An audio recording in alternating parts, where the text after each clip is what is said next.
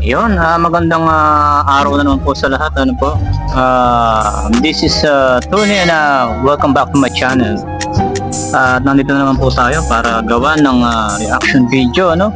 Itong part 2 ng pagkikita ni Kuya Nico at saka ni Ate Rowena, no? Si Ate Rowena, sa mga hindi po nakakalam at bago pa lang po sa channel ko, si Ate Rowena po, ito po yung Bicolana na beneficiary din ni Kuya Nico, no? Nakita niya to sa India rin. Lumapit sa kanya sa pamamagitan ng kalingap landing pad na itinayo ni Kuya Nico doon sa kanila. No? Bali itong part 2, no, nakakatuwa kasi sobrang bilis lang mula nung na-vlog ni Kuya Nico ito, kaya sobrang bilis lang, ano. Besides, nagkaroon pang araw po ng contact itong asawa ni Ate Rowena sa isang subscriber na gustong tumulong sa asawa niya, no, na pinagpapasa ng CV doon sa trabaho niya sa Saudi. Wow. No, ang galing kasi sa pamamagitan ng vlog na yun, marami talaga, no, maraming nakakapanood, hindi lang sa community ni Kuya Nico, maging doon sa mga bago na nakakapanood ay nakikita at nalalaman nila yung sitwasyon ng mga ibang kabayan natin na naipit nung panahon ng pandemic sa ibang bansa, no. Para sa konting video, ito, panoorin natin yung kanilang pagkikita. Mainit. Ito na lang tayo. Upo ka natin dito. Ano ate, kumusta ka? Ito, okay naman. Naghihintay ako ng passport. Anong babalitan na yung passport ko? Wala. Baka hindi ko alam kung ngayong linggo, itong week na to o next week. Ayun ang hintay ko. Dahil ang sabi sa akin sa embassy, pinakamatagal na daw yung 1 month. Opo. Pero, so, baka... Ilan araw na yung... Naka 3 weeks na. 3 weeks na? Baka na yun ng linggo? Baka linggo o kaya next week. Okay. Naghihintay na. Kasi anyway, in-address ko doon sa bahay ng biyanan ko. Doon ko in-address. Kasi sabi, kung pick up, pupunta kami pa ng Delhi, napakalayo, mamamasahe pa, tapos malayo ang biyahe. Nung pumunta nga kami doon, naka 35 hours kami. Balikan papunta, balik. Kasi kung magastos, kung mag-ano pa, stay pa doon, magastos. Kaya sabi ko, balikan lang. Hindi ko kaya ang Oo, mainit mga ate, pati yung mga para mapayat ka na nga yung mga mapunta ka na Moga, mas mga medyo mataba ka na nga.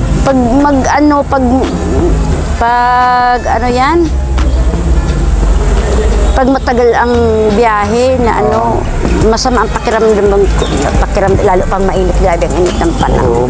Mga 40 plus ang 45, 46 lang naman. Kagabi, wala akong tulog, kaya ganito para akong dahil kagabi, may storm. Ang lakas ng hangin. Doon din, Moga din nga, meron pa yung malakas na po. Tapos hindi ako walang kuryente, hindi makatulog, gusto mainit kahit mahangin sa labas. Hindi ko naman maka-stay sa labas kasi yung hangin may kasamang buhangin. Ganun din yung sa amin. Kaya sabi ko doon din kami sa loob, walang electric panel, walang kuryente. Matagal pa, may mga 2-3 oras lang, walang pang kuryente. Hindi nawala yung kuryente siguro mga 9 o'clock, umabot mga 3 AM na ng madaling araw. Grabe, matagal na. Tagal, kasi grabe yung lakas ng grabe yung lakas ng hangin. May ulan naman, pero yung ulan hindi naman malakas. Pero malakas ng hangin. Kasama na yung yung buhangin. Diyos ko, grabe ang Mabuti kung wala akong sakit, okay lang. Kaya. Ano, Arjun, dito ka na. Dito. Ano, kumusta ka na? Okay po. Ay, hindi ka namang labas kasi sobrang init. Hindi po. Saan ang mga laro? Bahay lang? Minsan nag-ride ako ng bicycle. Sa bicycle. Pag hapon lang, pag walang araw. Kapag mga 6 o'clock, ride na ako ng bicycle. Yan mga. Pero gusto na kailangan gusto mo yung ride ng bike? Minsan Riding lang yung parang you like ng riding. Ganun. Dami na po yung mga ate, mabasa na po kayo yung comment lang, mga tanong sa akin, anong update na si ate, yung Rowena.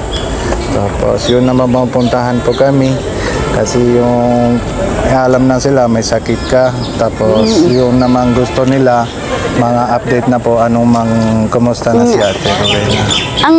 Yun lang yung ma-receive ko, ano ko lang yung passport, wala nang problem, makakapunta agad. Ma-receive ko ngayon, kinabukasan, pwede nang pumunta ng FRRO. Yun lang naman ang ano ko talaga yun. Wala akong mga maraming requirements na kailangan. Passport, yung affidavit sa na hihingiin sa FRRO na kung bakit kami dito nais na overstay, yun lang naman. Pero ate, yung visa niyo, ano yung visa? E-visa or ano pa? E-visa kami. Pero yung kasi mausap na ako dun sa embassy, yung e-visa, hindi naman pwede na ma-extend. Hindi. O yung sa exit lang yung daw, ma-exit lang. Wala namang problema kung exit. Talagang kasi kung e-visa talaga kami, for 1 year yun. For 1 year yun. Dapat, mga sa loob ng 1 year, isang beses, umuwi na kayo Pilipinas, pwede naman balik ka lang dito. Doon naman po, pa-extend lang yung visa ulit po. Kaya naman yun nangyari kasi nga, nag-lockdown yung pagdating nga. Nagagaya ng unang sinabi ko na after 10-15 days nag-lockdown, nag-national lockdown, kaya hindi kami may may return ticket kami. Pwede ipapakita ko lahat yun. Para makita nila, maintindihan at malaman din ng mga viewers kasi minsan nagtatanong bakit hindi na sila bumalik. Bakit hindi sila? Kasi dapat yung pag-uwi namin is bisitahin din lang yung grandparents niya. Tapos, yun na nga, na kami dito ng lockdown. Hindi ko alam kung kailan matatapos yung COVID. Kaya loob ng COVID, yung lockdown, yung sa yung sa punan na yung sa pera, ubos na doon. Kagaya nga ng sinabi ko nung una, yung asawa ko nag-lockdown, tapos wala din siyang trabaho that time doon sa hanggang sa umuwi siya. Mahirap din yung buhay na uuwi ka, syempre naninibago ka sa kahit sarili nating kahit din ako nang umuwi din ako ng Pilipinas, naninibago din ako paano ako survive lang dito. Pero ngayon okay naman na. Pero meron po palang good news sa mga viewers. Meron isa tayong followers, viewers na sa asawa ko ng trabaho papunta ng Saudi. Talaga? Taga Saudi po sila. Mabasa ko din yung comments lang, tapos bigay lang ako yung WhatsApp number na yun po para may usap na diretso lang po usap kayo. Nag-usap na sila sa video call. Tapos sabi magpaasa lang daw ng CV. Tapos itatry niya daw yung sa abot ng kayang makakaya na makatulong. Sabi ko nga, natutuwa din naman ako. Yung magandang balita lang. Isang vlog lang, meron agad nag-response na yung pangalan ng Marbil, Aquino. Marvin Aquino. Salamat po mga Marbil Aquino, taga Saudi. Mga malaki po tulungan po na yun po para mayroon pa trabaho ng yung asawa na si Ate Rowena. Sabi niya, nagpapasalamat lang ako kay Sir. Ang sabi niya sa akin, wag daw muna ako magpasalamat kasi hindi pa naman daw nakakarating doon. Basta sabi ko, at least sila, di ba? Nag-reach out sila. Siya pa mismo sa amin para hingi sila requirement lang kasi, di ba? Na willing talagang tumulong. Okay lang po pasa kayo yung sa requirements or hindi pa? pa, sabi niya, kung ready na yung asawa mo, then anytime mag-ano na ng ano. Binigay niya nga sa akin yung email address niya at doon ipasa yung CV, saka yung passport, tapos ipapasa niya daw sa HR. Yan maganda. Yan. Sabi ko siguro bagong panimula para sa pag-ano niya sa trabaho. Tapos hindi ko alam kasi Diyos lang, si Lord lang, si God lang ang makakapagsabi. Siya lang bahala. Ano, saan meron pa. Kasi hindi naman tayo ano man ang sunod, di ba? Hindi natin alam kung ano ang ano natin. Iba yung plano natin at iba yung plano ng Diyos. Tayo lang ang sige lang tayo. Sige lang Basta ako. mga dasal na po tayo. Mga ayos lang ang buhay na po. At marami akong nagpapasalamat ako sa mga sa mga viewers na lagi sila nanonood ng skip ads. Talagang malaking tulong po. Napakalaking tulong po talaga yun. Tama po. Saka yung mga prayers na hinahangad nila na makauwi kami. Minsan na talagang mahirap. Kahit sa ngayon, kasi kung hihintayin pa namin na makaalis na yung asawa ko, makatrabaho na siya, matagal pa bago kami makakatipon, syempre. Ang nito, yung pag-aral nito, kasi hanggang, dito, mga grade 6 lang po. Hanggang grade 5 lang dito ang elementary. Kung dito pa siya, mag-high school, panibagong ano na naman. Mahirap kasi yung hindi naman yan yung halimbawa sa Pilipinas, pupunta ka lang ng ibang lugar, ay ng ibang probinsya, din madali lang magkuha ng transcript. Hindi kagaya ng sa ibang bansa ka, tapos maglilipat ka ng ibang bansa. Mahirap ang ganong. Kaya sabi ko, at least doon, kahit pa paano. Saka ayaw niya po kaming iwan dito. Kasi dapat passport. Yun lang po ang hinihingi ng ano. Saka po kakausapin. Madali lang po yun. Kakausapin daw po ako ng officer. Kahit ako lang. Siyempre, ikaw kasi kakilagin na lang, ikaw maharap po doon. Kahit daw yung anak na under 16 years old, hindi na daw kailangan. Pag under 16 above, ayan, kakausapin din. Pero kung 16 na below 16, hindi na, kahit ako na lang daw ang kausapin ng FRRO. Sabi ko naman wala naman yung problema kasi yun naman talaga ang nangyari, yun naman talaga ang totoo saka ihingiin ko din yung resident, kailangan ko ikumpleto yung requirements para hindi na daw magbalik-balik. Kailangan ko daw yung address ng biyanan ko. Aadhaar card ng biyanan ko, kahit na yung passport copy ng biyanan ko, tapos para may government ID lang dito sa India. Tapos daw yung para sigurado na doon talaga kami nakatira, hingiin daw yung electricity bill na proof na talagang bahay yun ang biyanan ko para may sarili lang bahay nila. Ipapakita talaga na hindi ako nagtrabaho dito, tapos nag-stay talaga kami sa biyanan ko sa dulo nito. Yun ang nabasa ko kasi noon pa nagche-check talaga ako kung anong dapat kong gawin. Kasi dami na pag may online check lang, dami na po yung requirement. Mas maganda po, punta na tayo diretso lang FRO office. Doon na pas madali lang po yung Opo, yun na nga. Kasi minsan may sobra, may kulang. Opo, minsan lang kasi hindi naman laging parehas lang po yung requirements. Totoo yan. Depende sa po, iba-iba lang po yun. Tapos, po Arjun? Excited ka? Malapit ka na mauwi ang July ang pasukan na July 22 ang pasukan sa Pilipinas. Sana madasal na po natin bago po July. Ano pa na ngayon? June 5? June 6. June 6. Meron pa tayo oras lang. Pwede naman sana mga dasal na po natin bago pa July, mga Philippines. Mga katapusan yan. Or sabi ko nga, kahit malate ka ng mga 1 linggo, 2 linggo, pwede naman natin pakiusapan yung principal ng school. Pwede naman po. Pati po, pag doon na kayo Pilipinas, ma-request na po natin si Kuya Bal Santo Matubang para may si Scholar. Scholar lang. Yun, marami para pong, natutuwa po talaga ako sa mga viewers na para may dami nga nag-request na Opo. ano sa Scholar kasi nga ano daw masaya sila lalo na ang pangarap. Siyempre, mabait na yung si Arjo, mga gusto naman si Ariel, diba? Ano daw gusto niyang maging pilot, tuwang-tuwa yung mga viewers na Opo. yung pangarap, supportan yung pangarap ng bata. Hindi, si bahala na si Diyos. Kaya si Lord ang bahala. Siya ang magpaplano Siya ng lang lahat. nga Kahit po. anong natin, umaasa pa rin ako sa biyaya ng Diyos. Tama po. Kasi kahit anong gawin natin, pilitin natin.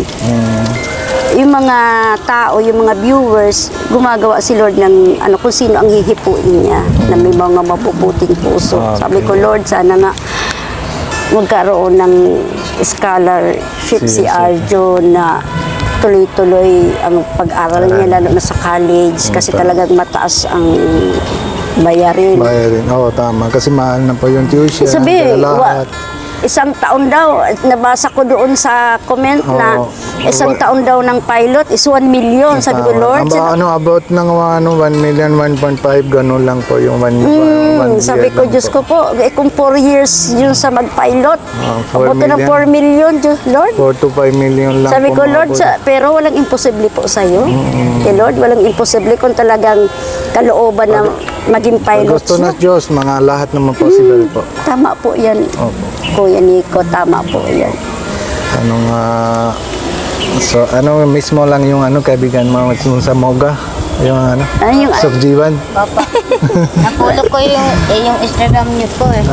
Yung sa Sa cellphone ni Sokjiwan? tatay po. Okay. pinalo Friend mo? lang kayo? Ay, grabe. Ito po yung follow na si Sokjiwan, mga Instagram, tsaka Karmprit. Tsaka sa'yo po. Ay, salamat. Nag-ano din po nga ako sa Facebook din ako na yung group natin, group picture natin Oo. Mga post na kayo doon. Okay po. na yung iba kong mga kamag-anak. Sabi niya yung isa kong pamangkin, Mama, panoorin mo nandun si Tia sa nandun si Tita sa YouTube. Ini-interview ng Kalingap, mga followers ng Kalingap follower yun, lang mga sila. kamag-anak ko. Nasa Canada siya. Kasi ang dami din alam ang na tinutulungan. Ang dami din tinutulungan kasi ng mga yun, mga kamag-anak na may hirap. Tama. Kagaya ngayon, may pinapaoperahan kaming isa kong sa puso. Napakalaking gastos, bilyon. Kaya hindi ako makasabing nahiya na akong Siyempre. Doon naman Pamalahin sila. dasalan po mo sa Diyos lang para hindi na mahiya, diretso lang mamabigay. sabi nga sa akin nung Para may hinga. Ayan, napanood naman natin na sobra-sobra pa salamat itong si Ate Rowena dito kay Kalingap Nico dahil napakabilis nga ng response ng mga supporters at mga subscribers at mga sponsors na dito sa mag-anak ni Ate Rowena. Nakakatawa kasi anytime or sooner magkakaroon ng trabaho ulit itong asawa niya. Hindi na rin ho magtatagal na sila ay makakabalik na rin dito sa Pilipinas doon sa kanilang lupang sinilangan sa may Bicol sa Naga po at Naga. Yan. Yun, dito na rin sa Pilipinas pag-aaralin si Arjon, yun yung anak ni Ate Rowena na gustong-gusto rin naman talaga nung kanyang asawa na sila ay magbukod-bukod muna, hindi dahil sa mag-iiwanan sila ay magkakanya-kanya muna para syempre nga naman hindi makakapagtrabaho yung asawa ni Ate Rowena kung palagi na lang din sila magkakasama, parang gano'n na rin din yan, parang mga OFW natin din sa Pilipinas na kailangan mga ibang bansa para makapagtrabaho para sa pag-aaral ng mga bata. At yun, ganun din sa kanila. Sila ay maghihiwalay pansamantala para sa future ng anak ni Ate Rowena na si Arjon.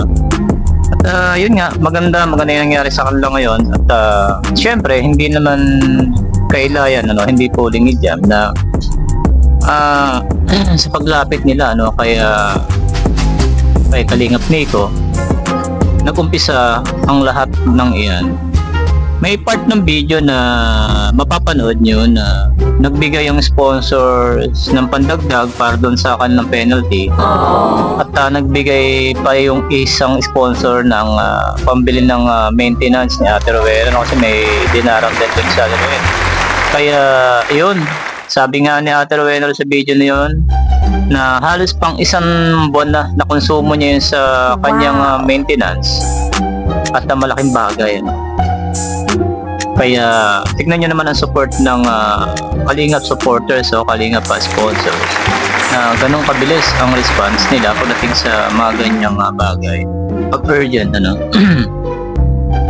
At nakakatuwa naman at si Ate Rowena ay na-appreciate niya yung mga ganung bagay at saka nag-look forward na siya sa pwede lang gawin dito sa Pilipinas, especially sa pag-aaral ng anak niya na Arjun.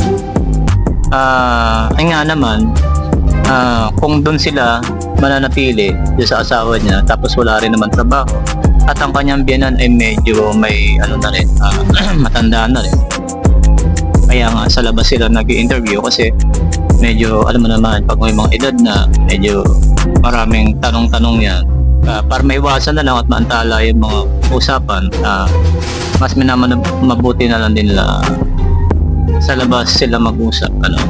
Pero dito sa hindi lang din maintindihan yung pinag-uusapan ni Kalingap Nico at saka nung asawa ni Ate Rowena. Wala kasing translation. Pero mukhang okay naman yung pag-uusap nila at mga nag-uusapan nila. At sa mga hindi po nakakakilala kay Nico at bago pala po sa channel ko, bisitahin niyo po yung kanyang YouTube channel, Kalingap Nico. At syempre, pa-support na lang po at pa-subscribe sa aking YouTube channel, Kalingap Tony. At sa mga bago pa lang po, bagong pasyal, ay marami pa pong video yan si Kuya Nico sa kanyang YouTube channel. Panoorin niyo lang po pati yung kabuuan ng video na to mula ng part 1 at saka itong part 2, nandun po sa kanyang YouTube channel. At sa mga hindi naman po busy, paki-like, paki-share na rin po lahat ng aming ginagawang video, lalo po itong sa akin, sa aking ginagawang reaction video kaya Kuya Nico. Muli po nagpapasalamat ako kay Nico sa pagpayag niya gawa ko ng reaction video sa kanya. Maraming salamat Kuya Nico, at first time po ako naka-receive ng 10,000 plus views po. Maraming salamat po. At sa walang sawa po, may mga nagko-comment po, nagsasabi ng kanya-kanyang lugar, kung mga taga saan sila. Maraming salamat po at na-appreciate po natin yan, At kung mabot ko po sa part ng video na to, huwag niyo pong kalimutang mag-like, mag-share, and subscribe po. At paki-comment na rin po kung taga saan po kayo, at babasahin ko po yan isa-isa. Nakakatuwa po yung nakaraang video ko, napakadami nag-comment at nagpakita ng kanilang interest at suporta sa ginagawa ni Kuya Nico at syempre sa ginagawa ko reaction video. At yan po, sa muli po, mag-ingat po ang lahat at palagi po tayong magdasal at magpasalamat. Ayun, huwag natin kalimutan ang syempre ang founder ng Kalingap na si Kuya Bal Santos Matubang, at sa kanyang may bahay na sa atin na vlogs, at sa aming poging boss na si Boss Rob. Boss, maraming salamat at ingat po kayong lahat. God bless po sa lahat. Bye bye.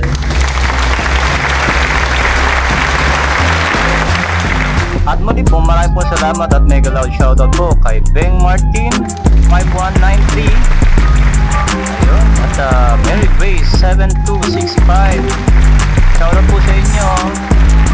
Kay Ellie Dayan,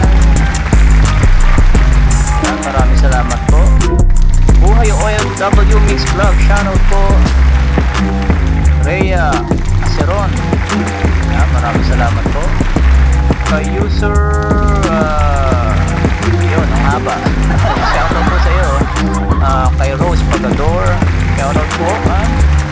Maraming salamat po. Nila Patalimbo